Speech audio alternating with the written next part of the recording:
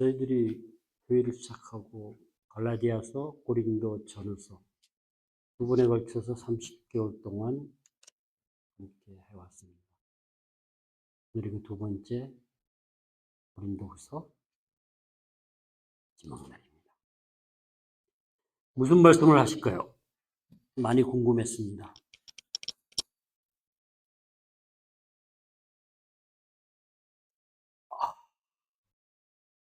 어디로 가라고 하실까? 어떻게 가라고 하실까? 많이 궁금했습니다. 사도 바울이 지금까지 고린도 교회를 향해서 전서 후서를 통해서 거의 하고 싶은 말을 다 하지 않았나 싶습니다. 그리고 서신에 기록한 거죠. 34년도에 주님을 만나고 55년 정도에 쓰였다 그러면은 21년이 지난 겁니다. 그러니까 바로 쓴 게 아니고 20년 정도 지난 후에 서신서를 쓸 수 있었던 거죠. 3절, 11, 12, 13, 3절을 남겨놓고 좀 복잡하지 않았을까요? 바울의 마음도? 바울이 직접 노동을 해가면서 교회를 개척하지 않았나요? 그런 교회에 가짜들이 들어와서 온갖 괴휼, 거짓, 속임수, 모함 그래가지고 바울을 힘들게 했죠. 또 고린도 교인들은 신앙적으로 미숙해서 은사를 자랑만 하고 걸음마조차도 제대로 못했다고. 그런 성도들을 바라보는 바울. 거기에다 분쟁도 있었죠. 우상 숭배, 음행, 인간이 저지를 수 있는 많은 행실들이, 악한 행실들이 드러나고 인간의 힘으로는 해결하기도 어렵고 참 복잡했을 것 같아요.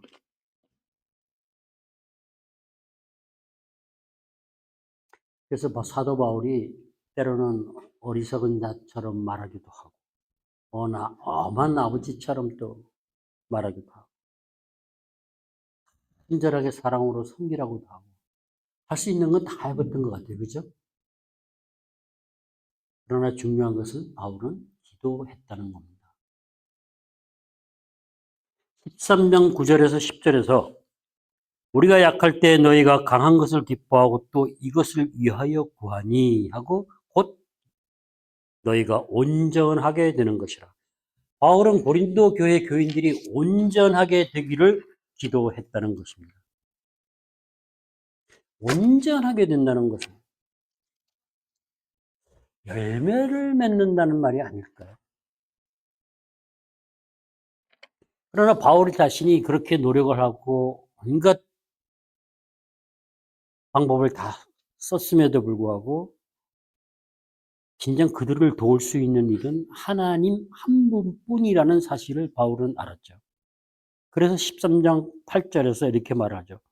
우리는 진리를 거슬러 아무것도 할 수 없고 오직 진리를 위할 뿐이니 라고 말합니다. 바울이 할 수 없었다는 겁니다.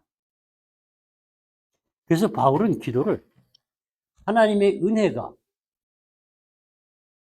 하나님이 고린도 교인들을 사랑하는 마음이 송두리째 부어주기를 기도한 것 같습니다. 기도했다는 겁니다. 왜냐하면 사도행전에 보면 24장에서 벨레스가 유대인의 마음을 얻고자 하여 바울을 구류했을 때, 붙잡아 놓았을 때, 여기서 마음을 얻고자 할 때 마음이 마인드가 아니고 카리스라는 은혜입니다. 그리고 우리가 하나님으로부터 은혜를 받았다고 하는 말은 그 은혜 가운데 하나님의 마음을, 그 사랑을 송두리째 우리가 받는다는 얘기도 할 수 있습니다. 그래서 바울이 그 가시를 없애달라고 했을 때 주님이 내 은혜가 내게 족하다 했을 때 하나님의 바울을 사랑하는 그 마음도, 사랑하는 마음도 그 마음이 송두리째 부어졌던 거죠. 임재죠. 능력이죠. 우리가 환난 가운데 삶의 어려움 가운데, 고통 가운데 약해진 모습들이 많이 드러나잖아요. 그러면 스스로 생각하면 좀 창피하기도 하고 부족하기도 하고 무능력한 것 같아서 자꾸 이렇게 작아진다, 왜소하는 걸 느낄 수 있죠. 하지만 그런 상황 가운데서 하나님은 성령을 통해서 우리 심령에 하나님의 사랑을 부어주신다는 겁니다. 얼마나 좋습니까? 그 환난의 약함은 우리한테, 우리가 하나님의 사랑을 경험할 수 있는, 하나님의 마음을 송두리째 알 수 있는 아주 귀한 시간이 도구로 사용되는 겁니다. 우리가 그리스도인들이 반드시 지녀야 할 그 마음을 우리가 부드럽고 너그러운 마음이라고 그러죠. 그럼 우리가 관용이라는 말을 씁니다. 관용은 온유하고 겸손한 마음이죠. 그 마음은 그리스도에 부요한 마음입니다. 그러니까 제가 어떤 훈련을 통해서 만들어지는 게 아니겠죠. 그래서 그 사랑을 경험하고 하나님의 마음을 온전히 내가 알게 하실 때, 부어주실 때 우리는 그리스도의 부요한 마음으로 변해가며 자라갈 수 있다는 거예요. 여기서 시제가 미완료 시제예요. 기도한다는 것이. 그거는 기도했고 또 계속 기도했다는 얘기입니다. 우리도 기도를 한 번 하고 마는 것이 아니라 지속적으로 기도해야 됩니다. 제가 이 부분을 보면서 바울의 기도를 생각하면서 우리도 하나님의 은혜 가운데 은총을 받은 자로, 하나님의 사랑을 아는 자로, 이 땅의 모든 그리스도인들이 그렇게 세워주기를 기도해야 하겠다는 겁니다. 우리가 지금 했을 오늘 처치로 시작해서 소수의 우리만을 위한 기도가 아니라 소수지만 기도의 지경이 정말 온 땅의 그리스도인들이 하나님의 은총을 받은 자로, 하나님의 사랑을 아는 자로 세워지기를 기도해야 되겠습니다. 얼마나 많은 그리스도인들이 이렇게 기도를 했을까요? 그러다 제가 루터의 로마서 강해가 갑자기 생각이 났어요. 루터가 로마서 주석에서 12장 2절을 얘기하면서 이렇게 했어요. 마음을 새롭게 함으로 변화를 받아서 그 구절을 얘기하며 언급하면서 꽃과 아울러 열매를 맺지 못한다면 푸른 잎사귀와 꽃들을 가지고 있는 나무는 아무도 도움 안 된다. 꽃이 피어서 열매를 맺지 않으면 도움이 안 된다는 거예요. 필요가 없다는 얘기입니다. 한마디로. 그렇게 꽃은 피고 열매 맺지 못해서 많은 그리스도인들이 꽃을 피우고 죽어간다, 이런 표현을 썼어요. 그러면서 이 마음을 새롭게 하는 변화를 어디와 연결을 시켰냐면 고린도 후서 4장 16절, 속사람이 날로 새로워진다. 새 사람을 입었으니 자기를 창조하신 이 형상을 따라 지식에까지 새롭게 하심을 입은 자라. 골로새서 3장 10절의 말씀처럼 마음을 새롭게 하는 일이 날마다 일어나고 점점 진보를 해간다. 결국은 루터가 하고 싶었던 말이 이런 것 같아요. 마음을 새롭게 하는 변화, 그것은 사랑이 열매를 맺고 그리스도의 성품으로 인격으로 만들어가는 속사람이 날로 새롭게 되어간다는 겁니다. 그것이 점진적으로 발전돼 간다는 거죠. 창조주의 형상으로, 우리가 많이 하는 하나님의 형상으로 회복되어 가는 그런 열매를, 창조주를 아는 지식까지 자라가는 그런 열매를 맺지 못하고 꽃은 시들어 떨어져 죽어간다. 그 시대에 그 당시에 그런 사람들이 많았다는 얘기를 하고 있는 겁니다. 15, 16세기에 루터가 본 당시 그리스도인들의 영적 상황을 얘기한 거죠. 루터의 고민이 지금도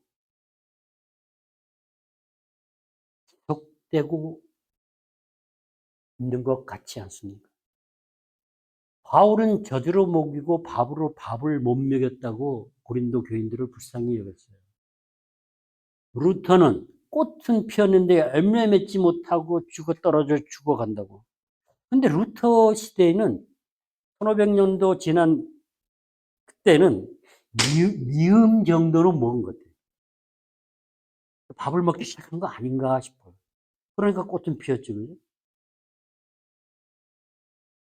물론 열매 맺고 열매 맺은 나무도 많이 있었을 겁니다. 참 꽃은 많이 피고 지고 한다는 겁니다. 그러면 15세기에서 지금 21세기 오는 이 사이에도 수많은 그리스도인들이 꽃은 피고 지는 것처럼 더 나아졌을까요? 더 못해졌을까요? 근데 최근에 우리가 많이 자주 듣는 말이 있잖아요. 기독교가 아주 개독교라는 말을 하잖아요. 그런 상황을 본다면 500년이 지난 지금은 그때보다도 더 많은 꽃들이 피었다 진 것 아닌가 하는 생각을 떨칠 수가 없더라고요. 꽃이 피는 것도 어려워요. 사실은 쉽지가 않아요. 근데 어렵게 핀 꽃이 아름답게 화려하게 빛나고 있다가 시들어 죽어간다. 속사람이 날로 새롭게 되지 못하고 겉사람이 후패한 상태로 지속된다는 얘기예요. 근데 그것이 그때보다도 지금이 현실이 500년에 대한 지금이 더 열매 맺기가 어려운 상황이 아닌가라는 생각도 해보게 됩니다. 그런 마음이 바울도 있었겠죠. 고린도 교인들을 향해서 얼마나 안타까웠겠어요.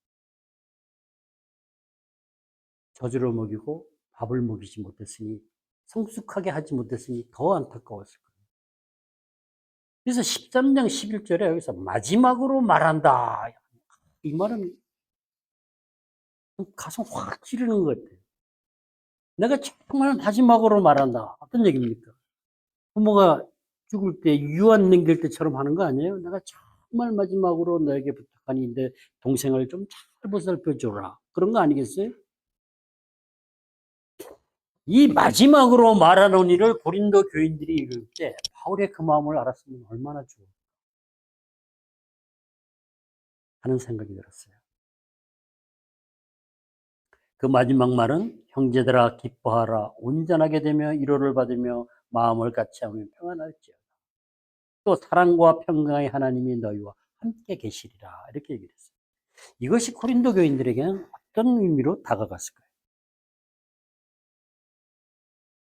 고린도 교인들이 그리스도인이 되고 성령의 체험을 하고 구원을 받고 위로를 받고 기쁨을 누렸던 것은 그리스도에 의해서입니다. 예수 그리스도. 자신들의 노력이나 어떤 성취가 그리스도인이 되게 하지 않았던 것이죠. 바울 서신서에서 좀 전에 그 카리스라는 은혜를 사도행전에서 그 마음이라는 뜻으로 사용되었다고 그랬는데 바울 서신서에서 대부분의 카리스는 넓은 의미로 사용이 돼요. 근데 가장 본질적인 것은 예수 그리스도 안에서 하나님의 사랑이 역동적으로 역사하는 겁니다. 그것을 작용한다는 표현을 쓰는데 그보다는 그리스도 안에서 우리가 예수를 믿는 믿음 안에 그리스도가 하나님의 은혜가 인간을 향한 사랑으로 나타나는 거예요. 실제가 돼서 우리 안에 나타나는 거예요. 그러니까 그리스도를 통해서 우리가 하나님의 사랑을 경험할 수 있다는 겁니다. 그래서 그 카리스의 본질적인 의미가 인간에 대한 하나님의 사랑을 얘기하는 것이다라고 합니다. 하나님의 호의나 자비나 혜택, 모든 것들 광범위하게 얘기하죠. 마지막으로 말을 하면서 바울이 형제들아. 우리도 형제 자매라는 말을 많이 쓰잖아요. 그죠? 형제들아 할 때 제가 이 본문을 보면서 주님이 예수 그리스도가 맏아들이죠. 그죠? 그러면 맏아들을 중심으로 바울이 형제들아라고 얘기를 하면 그것을 듣는 고린도 교인들이 읽으면서 주님의 음성으로 들을 수 있어서 참 좋았겠다라는 생각이 들어요. 왜냐면 형제들아 할 때 이거 형제는 우리가 그 자궁이라는 말을 하죠. 같은 친형제들을 얘기하는 거거든요. 친형제로 부르고 있다는 얘기예요. 그러면 예수님이 바울을 통해서 형제들아 그런 다정한 목소리를 우리가 좀 들을 수 있으면 참 좋을 것 같아요. 그 목소리는 사랑이기 때문에 그래요. 그 어떤 것도 부족하지 않는 하나님의 사랑이 함께 오기 때문에 그렇습니다. 바울이 여기서 형제들아 이렇게 얘기하는 것은 고린도 교인들이 못된 짓을 많이 했잖아요. 그래가지고 버림받은 자가 아니라고 지난번 설교에서도 여러 번 말씀을 드렸어요. 고린도 교인들은 자기들의 악행으로 인해 가지고 하나님으로부터 버림받았다는 생각을 버릴 수가 없겠죠. 그래서 확증해 보라고 했어요. 그럼 버림받은 것처럼 느낄 수 있는 악행을 저지른 고린도 교인들을 그대로 여전히 형제들아. 그 얘기는 너희는 버림받은 자들이 아니라는 겁니다. 인정한다는 겁니다. 우리 인간이 갖는 가장 그 힘든 부분이 버림받는 겁니다. 버림받았다는 생각이 드는 겁니다. 그래서 특히 자살을 한 가족에 남아있는 사람들은 그 버림받은 상처가 아주 큽니다. 가장 큽니다. 사실은 천국에 내 사랑하는 이가 갔을 때도 천국에 가서 좋기는 하지만 나를 두고 먼저 갔다는 생각 때문에 그런 버림받았다는 느낌을 받을 수도 있다. 아주 심한 경우도 있고 약한 경우. 그런 고린도 교인들에게 바울은 형제들아 하면서 너희는 정말 버림받은 자가 아니다라고 얘기하는 거예요. 누구한테? 하나님한테. 여전히 너희는 하나님의 사랑받는 자녀다라고 얘기하고 있는 거예요. 그러면 고린도 교인들이 얼마나 마음이 놓였겠어요. 그죠? 진 죄가 있는데. 마음을 같이 하여 평안하라 했어요. 우리가 왜 마음이 같지 않으면 항상 분쟁이 일어나죠. 그죠? 마음과 뜻이 다르면 시기, 질투, 분쟁. 그 안에 평안함이 있습니까? 없잖아요. 마음이 같아야 평안이 있는데 그 마음이 어떻게 같아집니까? 욕심과 욕망이 다른데, 생각이 다른데. 우리가 지난주에 환난 가운데, 연약함 가운데 바울 사도가 가지고 있는 권위는, 사도적 자격은, 권한은 사랑을 유통시킬 수 있는, 사랑을 유통시키는, 흘러보내는 원천적인 자격이고 권위라고 그랬어요. 권한이라고 그랬어요.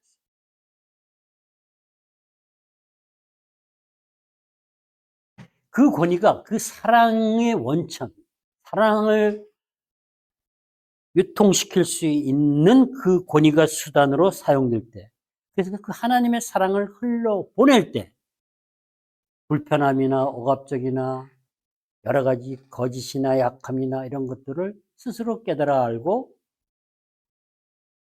회개하고 우리는 평안을 얻을 수 있는 거죠. 그 가운데 우리는 그리스도의 부요한 마음을 가지게 되니까 부요한 마음으로 변화시켜 가니까 우리는 한 마음을 가질 수 있는 겁니다. 사랑으로 사실은 마음의 평안을 주게 되는 겁니다. 우리가 사랑은 아무리 강조해도 하나님의 사랑은 부족합니다. 그래서 바울은 얘기하잖아요. 사랑과 평강의 하나님이 이렇게 얘기해요. 사랑과 평강은 삼위 하나님의 속성 아니겠어요? 하나님의 속성, 사랑이신 하나님이 그 사랑이 인격이 돼서 이 땅에 나타난 것이 예수 그리스도다. 이렇게까지 우리가 말을 하죠. 우리한테 평화를 줄 수 있는 근원, 그렇게 할 수 있는 분은 사실은 하나님 한 분밖에 없어요.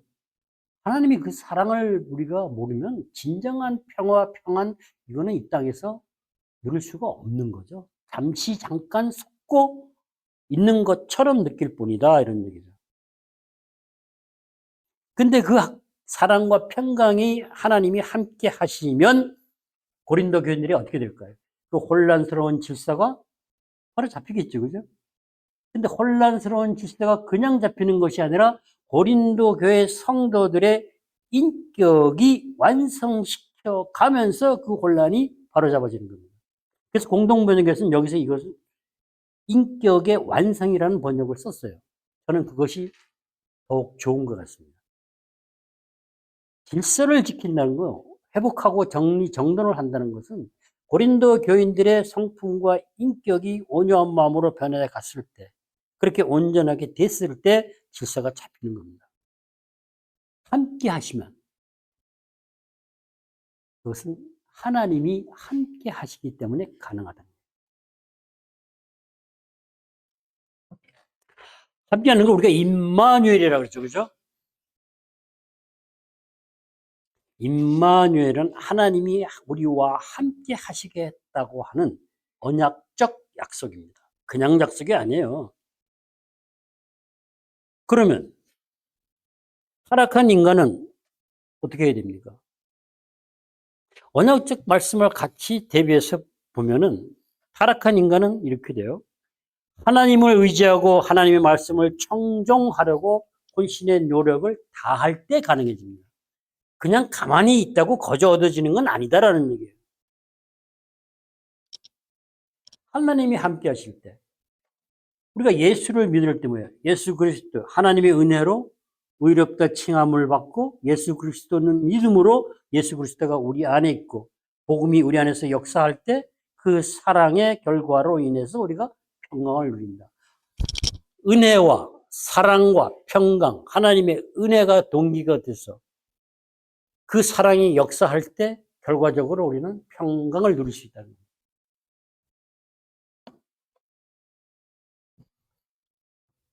그러니까 고린도 교회의 그 혼란스러운 질서와 악한 행습들은 변화된 성품과 인격으로 인해서 질서도 잡히고 마음도 하나가 되고 평안해질 수 있다. 이게 진리죠. 근데 진실로 우리가 교회 안에 그것이 역사하면 정말 아름다운 공동체가 세워질 겁니다. 근데 시작하면서 그랬죠. 바울은 기도를 했는데 핵심은 고린도 교인들이 온전하게 되는 거였어요. 온전하게. 공동체의 그 질서가 온전하게 된다. 그런데 그보다는 인격이 하나님이 원하는 대로 합당한 상태로 조화롭게 완성되는 것으로 공동 번역에서 인격으로 얘기한 것이 훨씬 더 제가 좋다고 맞다고 했습니다.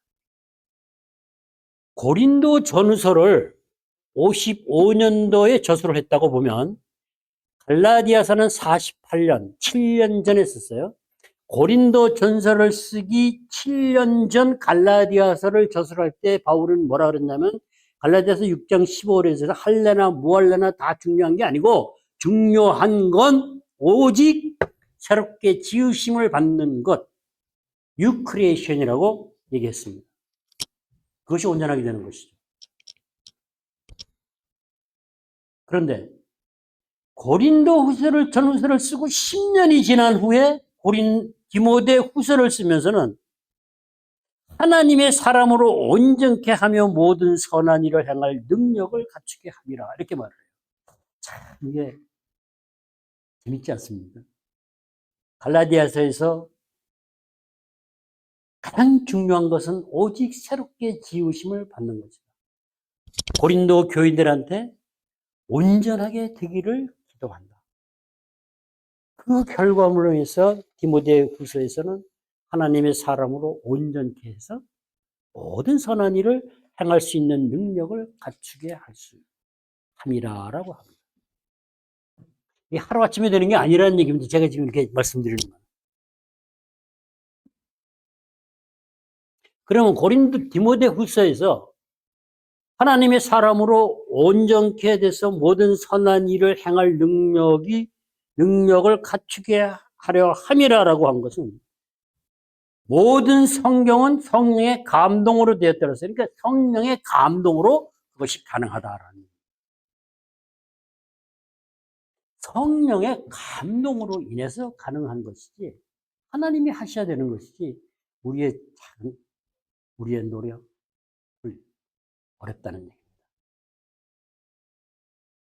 바울이 기도한 것은 10년 후에 디모데후서 말하는 것처럼 하나님의 사람으로 온전케 돼서 모든 선한 일을 향하게 한다. 하나님의 형상으로 회복돼서 창조시 선한 능력을 행사할 수 있게 합니다. 창조시 본성을 회복해서 창조시 선한 능력을 행할 수 있는 데까지 가는 것이 온전하게 된다는 겁니다.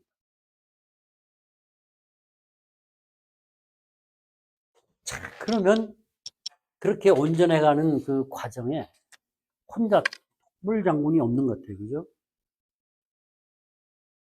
12절에서 거룩하게 입맞춤으로 서로 문안하라. 뽀뽀해야 되나요? 이것도 좀 말이 많은 부분이죠. 그죠? 그 다윗과 요나단이 그 거룩한 입맞춤을 말하면서 동성애자들이 그걸 갖다가 어거지로 막 이용을 하려고 하는 경우가 있죠. 단호하게 그것은 아닙니다. 왜곡하는 겁니다. 거룩한 입맞춤이라고 하는 것은 가족끼리 하던 풍습입니다. 일반인들이 하는 게 아니었어요. 가족끼리. 그리고 뽀뽀가 아니에요. 눈썹과 어깨에 행하여졌던 것이랍니다. 그거 분명해야 됩니다. 그야말로 형제지간에 만나서 사랑의 교제, 문안이나 교제의 표시로 이쪽으로 그렇게 행한 것이지 다른 의도가 있는 것은 아니다라는, 입술에다 한 게 아닙니다. 눈썹과 어깨에다가 가볍게 하는 거예요. 문안한다는 얘기죠. 그만큼 친밀감을 나타내는 거예요.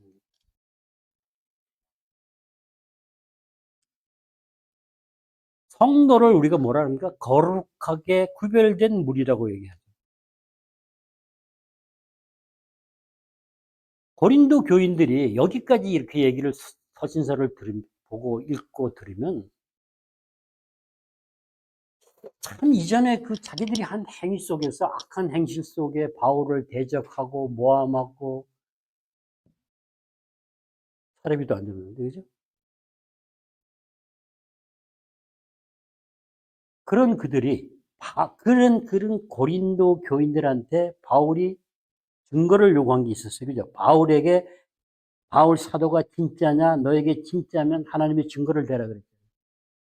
그 증거가 고린도 교인들한테 있다는 얘기예요. 바울은 그걸 알잖아요. 예수 그리스도를 믿는 믿음이 고린도 교인들에 있기 때문에 지금 거룩하게 입맞춤하라고 하는 그 형제의 그 사랑을 얘기하는 것은 여전히 너희들 안에 그리스도를 믿는 믿음이 있기 때문에 너희는 버림받은 자가 아니라고 다시 얘기해 주는 거예요. 인식해 주는 거예요. 하나님의 은혜와 사랑이 성령의 교통하신 가운데 함께 한다. 너희는 절대 버림받은 자가 아니다라.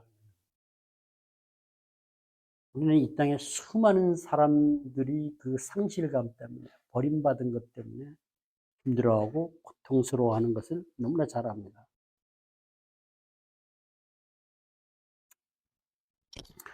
그걸 하나님의 사랑을 성령께서 우리 심령, 그들의 심령에 부어준 하나님의 사랑으로 하나님의 은총을 받은 자로 하나님의 사랑을 아는 자로 성숙해가는 그렇게 온전하게 되기를 바울은 기도했다는 겁니다. 그런데 이 온전하게 되는 과정은 사실 이 성도 간의 교제가 아주 중요합니다. 왜냐하면 지체 비유를 할 때 지체가 손이 할 수 있는 일과 발이 할 수 있는 일이 다르잖아요. 그죠? 부족한 부분을 서로 보완시켜가면서 보지 못하고 알지 못하고 생각하지 못했던 부분들을 깨닫게 하고 보완시켜 준다는 겁니다. 그래서 소그룹은 참 중요해요. 소그룹은 말씀을 가지고 함께 나누는 상고하는 능력을 키워가며 하나님의 사랑을 경험하는 영적 훈련의 장소가 되어야 돼요.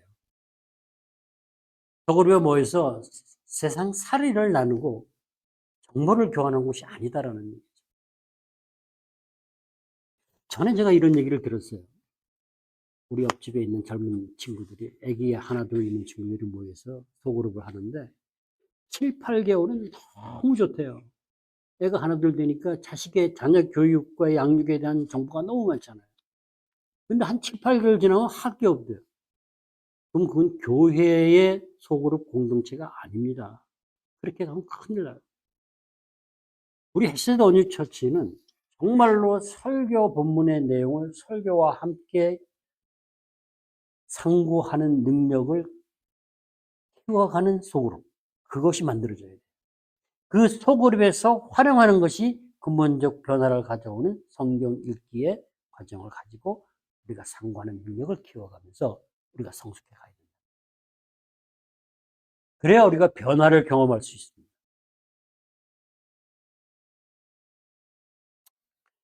함께 계시리라 그랬어요. 너희와 함께 계시리라. 이게 하나님이 우리와 함께 계시리라. 하나님이 우리와 굳이 함께 계셔야 되나요? 전지전능하신 분이 그냥 명령하고 말씀하시면 되잖아요. 하나님은 우리와 함께 하시기 위해서 아덴 동산에서 쫓겨난 후에 우리와 함께 하기 위해서 아들을 보내시고, 이걸 전문 용어로 그러던데, 그냥 고생이 아니고 개고생하게 하고, 그죠? 수치당하게 하고, 그 고난 가운데 십자가에서 죽게 했잖아요. 그래서 아들이 십자가를 지고 그 수치와 고통을 받았죠, 그죠? 그래 놓고 다시 살리셨어요. 왜 아들을 보내서 십자가에서 그 수치와 고통을 당하게 하고 죽게 내버려 뒀다가 다시 살리셨냐, 이런 얘기예요.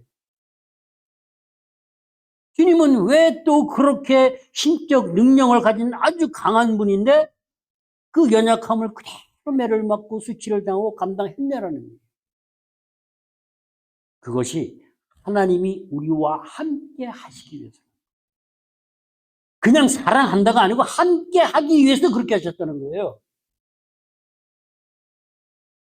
우리를 위해서. 나를 위해서.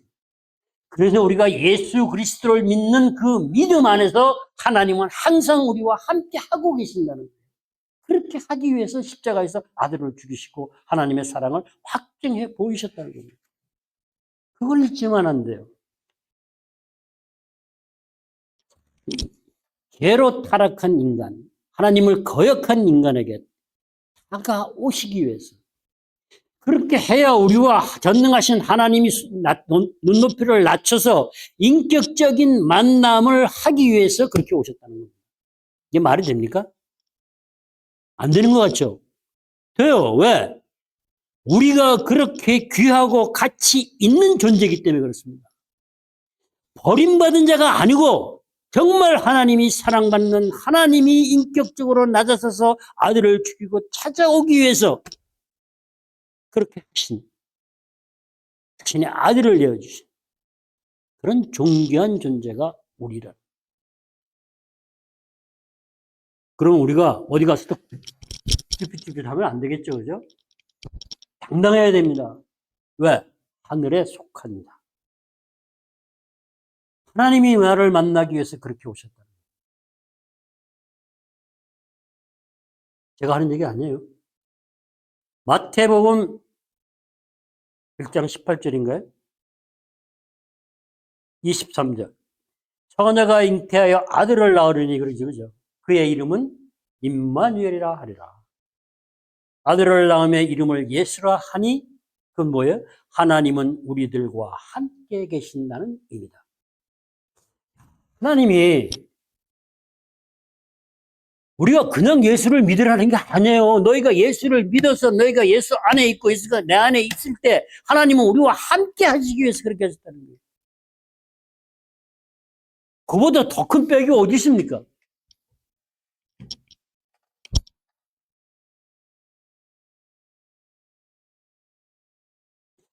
그렇게 생각들을 해보셨나요? 하나님이 나랑 같이 있기 위해서 아들을 십자가에서 죽게 하시고 살리시고 주님은 또 그것을 감당하고 그 고통을 그 고생을 그 수치를 당하셨구나. 내가 뭐라고? 우리가 뭐라고? 한 것이라고는 죄 짓고 타락해서 하나님을 거역한 것밖에 없는데 무시한 것밖에 없는데 그래도 하나님은 여전히 사랑하신대. 그것을 고린도 교인들에게 알게 하고 싶은 겁니다.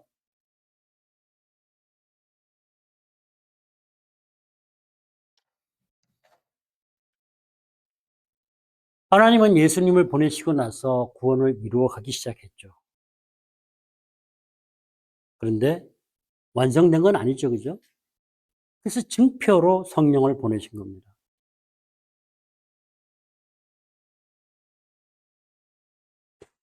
고린도 교인들이 성령을 통해서 하나님의 은혜를 참 많이 체험했어요. 풍성했어요.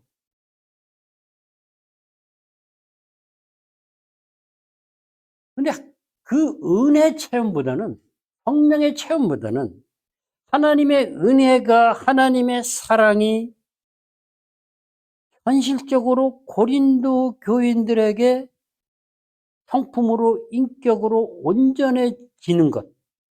그것을 바울은 사실은 더 원했던 거죠. 그것이 본질이니까. 오늘 여기 마지막 축도가 조금 달라요. 바울이 보통 할 때는 그냥 우리 주 예수 그리스도의 은혜가 너희에게 있을지어다. 그런데 오늘은 여기는 너희 무리와 함께 있을지어다. 너희 무리라고 얘기합니다. 교회 모든 사람들, 그것은 넓게 나가는 세상의 모든 그리스도인들을 향해서 얘기하는 겁니다. 하나님은 얘기하고 싶은 거예요. 내가 너희와 함께 할 것이니. 그래서 성령이 우리한테 보이신 모든 것들, 하나님이 역사하신 하나님의 은총과 사랑의 모든 것이 드러나야 된다. 드러낼 것이다라는 얘기예요. 하나님은 우리에게 역사하신 모든 것들을 성령으로 보이신 것들이 실현되기를 바울은 기도했던 겁니다. 우리도 그렇게 기도해야 돼요. 이제 우리는 하나님이 우리에게 베풀어 주신 그 크신 은혜와 사랑, 그 은총을 하신 일들을 어떻게 해요? 하나님이 드러내실 겁니다. 제가 이곳에 와서 첫 예배를 드릴 때 어떤 1년 반 동안 헌금을 하신 분인데, 와이프가. 이렇게 나와서 예배 초소를 얻어서 예배를 드릴 줄은 꿈에도 생각하지 못했어요. 예. 많은 이들이 그렇게 생각하고 바라볼 수 있어요. 하지만 우리는 분명히 알고 있습니다. 하나님이 드러내 보여주실 거라. 우리가 드러내려고 애쓰지 않아도 됩니다. 우리가 애쓰면 우리 교만해집니다. 그러나 드러내 보이시기 위해서 그것을 어떻게 잘 드러낼까? 그래서 우리 강 목사님이 오십니다. 강 목사님이 막중한 임무를 가지고 오신 거예요, 사실. 저희의 많은 부족한 부분을 채워주시고.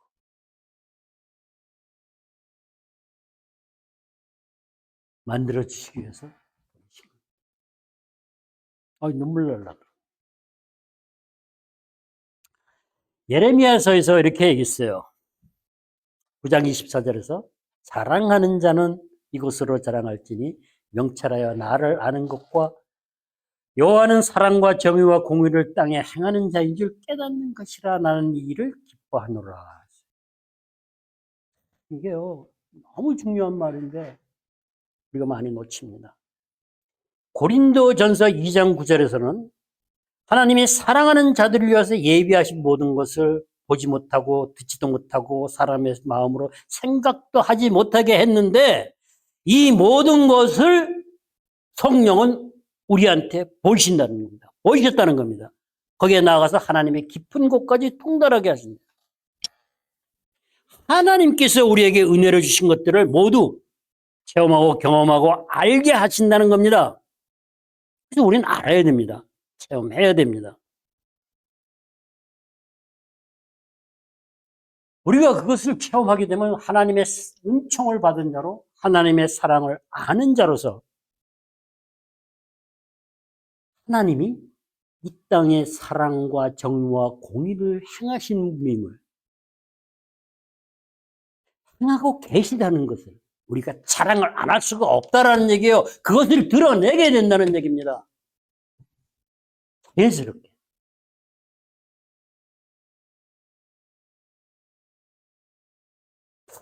하나님이 드러내 보이신다니까 얼마나 좋은지 몰라요. 우리 애쓰지 않아도 되잖아요. 자랑하지 않아도 되잖아요. 근데 자랑 안 할 수가 없어요. 뭘 자랑하지 않을 수? 하나님이 이 땅에 지금 이렇게 역사하고 계시다는 것을. 그건 깨어 있어서 볼 수 있을 때 가능한 일입니다. 잠들어 있는 자는 알 수가 없습니다. 근데 그것을 성령이 해주신다는 거예요. 제가 카리스를 얘기할 때 사도행전에서 마음까지 얘기했어요. 하나님의 사랑과 마음까지 송두리째 부어지면서 하나님이 이렇게 말씀하시는 것 같아요. 나의 사랑이 교회 안에 머물게 하지 말라. 나가야 됩니다. 교회가 크든 작든 울타리를 치고 교회 안에서 우리끼리만 이기적인 그런 집단이 돼서는 안 됩니다. 하나님의 은총을 받고 사랑을 아는 자는 그 사랑이 교회 안에 머무는 것이 아니라 온 땅으로 나가라는 겁니다. 그렇게 하실 겁니다. 항상 함께 하신다고 그랬어요. 그 얘기는 온 땅에 가득해야 된다는 얘기예요. 루터의 말대로 이 세대를 본받지 마음을 새롭게 함으로 열매 맺지 못한 것을 루터가 안타까워했겠습니까? 하나님이 더 안타까워했겠습니까? 하나님은 속이 터지죠. 그리고 그 열매를 마음을 새롭게 하는 열매를 맺는 과정에 우리는 하나님의 선하고 기뻐하고 온전하신 뜻이 무엇인지 분별할 수 있게 하시고 순종하게 해 주신다는 겁니다.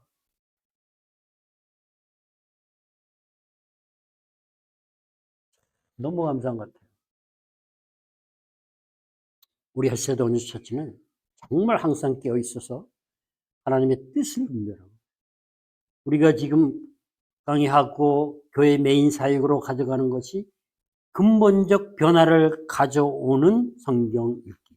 근본적 변화를 가져오는 것이 로마서 12장이지 마음을 새롭게 하는 변화가 핵심입니다. 그래서 우리는 하나님의 마음으로 하나님의 사랑과 정의와 공의가 실현되는 하나님 나라 가운데 하늘에 속한 자로 살아가는 헬세드 온유처치 그리고 우리 모두가 될 수 있기를 소망합니다. 정말 그래야 됩니다. 우리는 대단하게 이렇게 우리끼리 모여가지고 조용하게 이렇게 울타리 치고 사는 그런 그 소인배가 아니에요.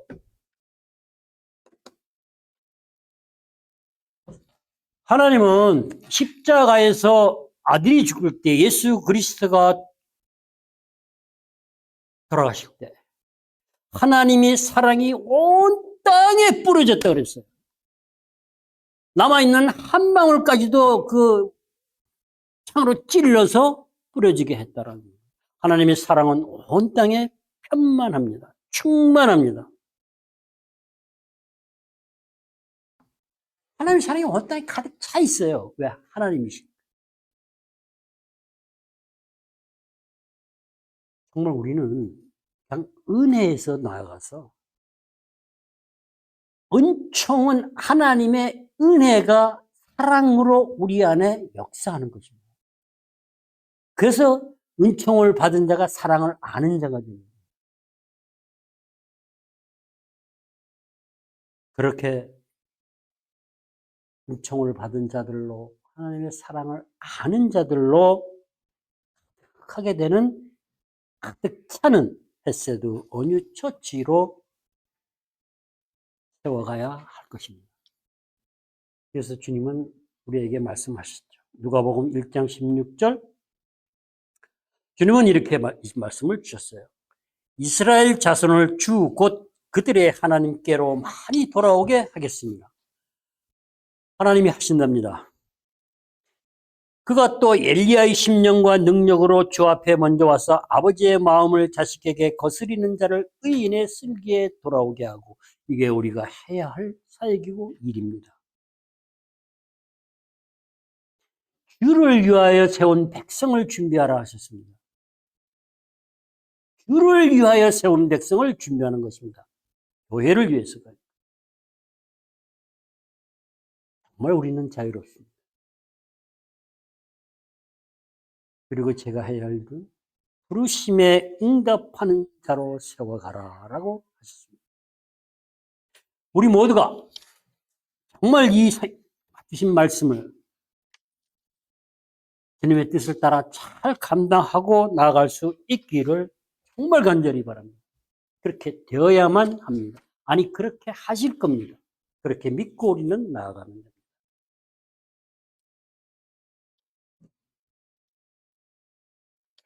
너무 감사했습니다. 고린도 후서를 마무리하면서 나의 사랑이 너희 안에 머무는 것이 아니고 머물면 안 된다. 나가야 된다는 것입니다. 그리고 드러내 보이신다는 겁니다. 얼마나 좋습니까? 다음 주부터는 로마로 갑니다. 우리가 30개월 동안 갈라디아서와 고린도 전서를 2번에 걸쳐서 왔습니다. 많은 것을 하게 하셨어요. 제가 목사가 돼서 설교를 하면서 정말 이것도 모르고 어떻게 설교를 했느냐는 말을 수없이 반복했어요. 제 표현대로 하면 병신 이것도 모르냐 이렇게. 끝이 없어요. 힘이 들어요. 그런데 재밌어요. 함께 재미있었으면 좋겠습니다. 함께 기쁘고 말씀을 통해서 함께 위로받고 함께 기쁘고 그러면 하나님은 드러내 보이실 겁니다. 본인이 하나님이 하신 일들을. 로마는 어딜까요? 좀 다르죠, 그죠? 갈라디아서를 로마서의 축소판이라고 얘기합니다.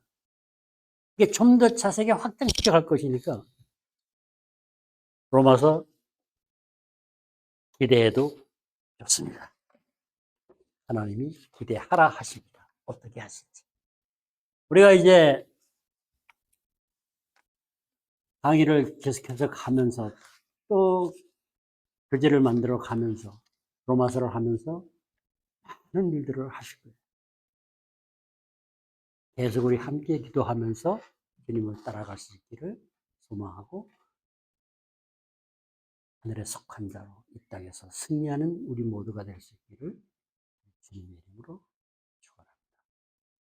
기도하겠습니다. 아버지 하나님 감사합니다. 바울의 마지막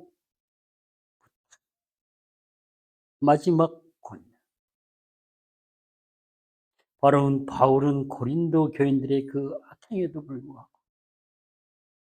예수 그리스도를 믿는 믿음이 너희 안에 있는지라 너희는 버림받은 자가 아니다라고 얘기하고 싶었던 것입니다. 우리가 이 땅에 험악한 이 땅을 살아가면서 환난 가운데 어렵고 힘들고 고통스러운 일들이 있지만 마치 하나님께 멀어져 있는 것 같지만 버림받은 것 같은 느낌을 받겠지만 그것은 속는 것이고 하나님은 저희를 버리신 적이 없다는 것입니다. 그것이 하나님의 영원한 사랑이십니다. 우리는 그 사랑 안에 살아가는 헤세드 온유 처치입니다. 아버지 하나님 감사합니다. 하나님의 사랑이 교회 안에 머물게 하지 마시고 온 땅에 편만한 하나님의 사랑이 복음을 통해 역사할 수 있도록 저희가 함께 나아가는 헤세드 온유 처치가 되도록 인도하시고 축복해 주시옵소서.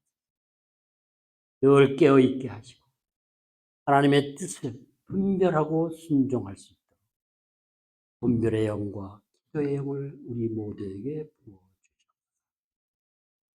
하나님이 드러내시고 역사하시고 축복하시고 이 땅에 하나님의 사랑과 정의와 공의를 실현시키시고 하나님의 통치 가운데 살아가는 우리 모두가 살아갈 수 있도록 인도해 주셔서 감사합니다. 주님의 뜻을 이루어 가시기를 간절히 구하고 예수님의 이름으로 기도했습니다. 아멘.